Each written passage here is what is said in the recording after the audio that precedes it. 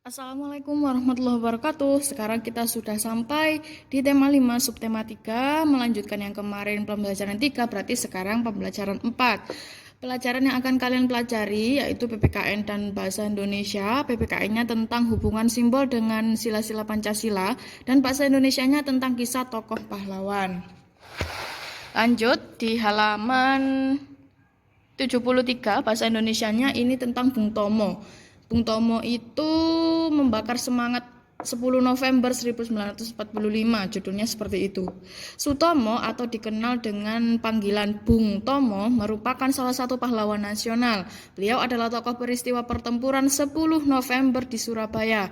Beliau seorang orator, pembakar semangat juang untuk bertempur sampai titik darah penghabisan.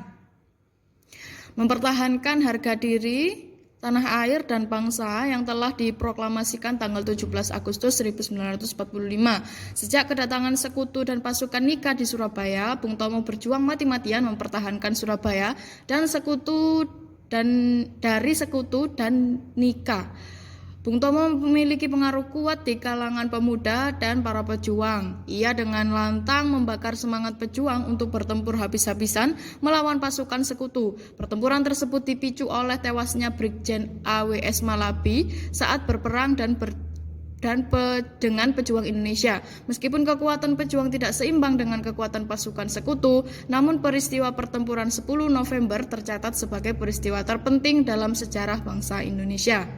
Pada pemerintahan Orde Baru, Bung Tomo banyak mengkritik kebijakan Soeharto yang dianggapnya mulai melenceng. Akibatnya, tanggal 11 April 1978, ia ditangkap dan dipenjara oleh pemerintah Soeharto. Padahal jasanya begitu besar dalam perjuangan mempertahankan kemerdekaan. 1 tahun setelah ditahan, Bung Tomo kemudian dibebaskan dan beliau tidak banyak aktif dalam kehidupan politik.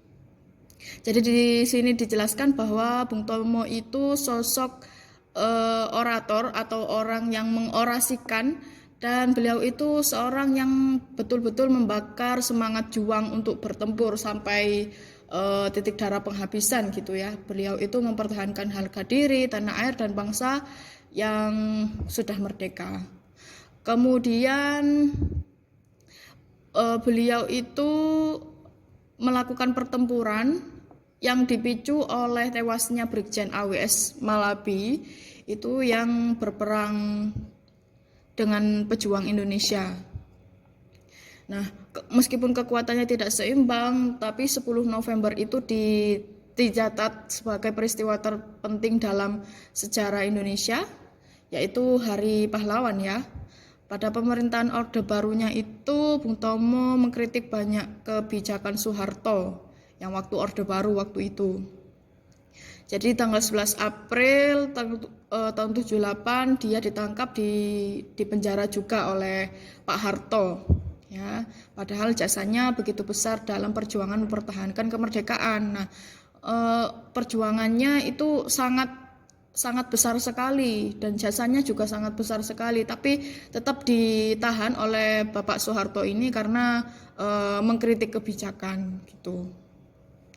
Setelah 1 tahun ditahan, terus dibebaskan, terus akhirnya beliau itu tidak banyak aktif lagi di kehidupan politik. Mungkin karena takut ya, karena mengkritik kebijakan aja waktu itu di penjara ya. Misalnya ada nggak cocok sama kebijakan Pak Soeharto, langsung di penjara. Setelah di penjara itu tadi, beliau itu langsung nggak aktif di dunia politik. Itu.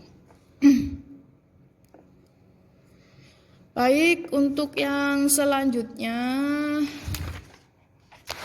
PPKN-nya ini 3.1 dan 4.1 ya. Ini sila ketiga Pancasila. Sila ketiga Pancasila itu kemarin sudah ya. Mungkin ini hanya mengingat-ingat saja. Sila ketiga Pancasila dilambangkan dengan pohon beringin. Maksudnya adalah sila ketiga memelihara ketertiban yang berdasarkan kemerdekaan, perdamaian abadi, dan keadilan sosial bagi seluruh rakyat Indonesia. Terus makna yang terkandung dalam sila ketiga, nasionalisme, cinta tanah air, menggalang persatuan dan kesatuan, menghilangkan penonjolan kekuatan atau kekuasaan, menumbuhkan rasa senasib dan sepenanggungan.